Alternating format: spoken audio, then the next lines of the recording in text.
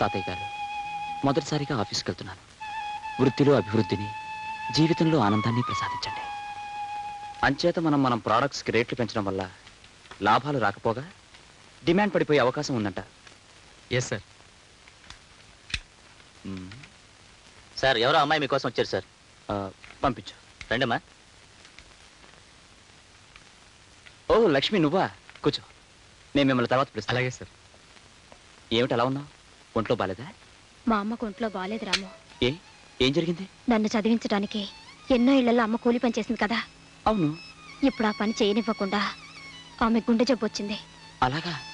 వెంటనే డాక్టర్కి చూపించవలేదా? చేతిలో డబ్బులు లేక ఏ డాక్టర్కి చూపించలేదు.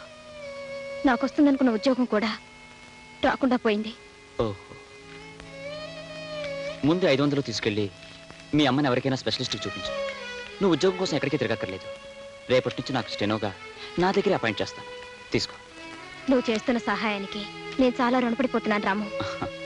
నీకు నాకు మధ్య రుణాలు వడ్డీలు ఏంటి? ఫ్రెండ్స్ అన్నాక ఒకరికొకరు ఈ మాత్రం సహాయం చేసుకోకపోతే ఎలా? ముందు మీ అమ్మని డాక్టర్ దగ్గర తీసుకెళ్ళు. రేపు వచ్చి డ్యూటీలో జాయిన్ అవ్వు. ఓకే? అమ్మాయి, నేనమ్మా మీ అమ్మని మాట్లాడుతున్నాను. హలో అమ్మా, బాగున్నావా?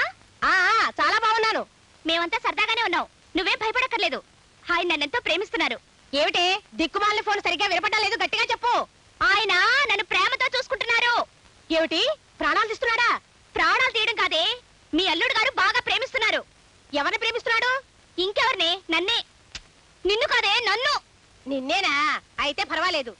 అవకాశం పెట్టాను, పంపించమంటావా? వద్దొద్దు, జాడీలో ఉంది గాని మేం తిరుపతికి వెళ్తున్నాం.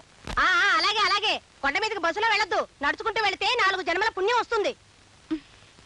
అన్ని సామాన్లు మోసుకొని ఎవరు నడుచుకుంటూ వెళ్తారే? సామాన్లు నువ్వు మోయొద్దే, అల్లుడు గారే పట్టుకుంటారు.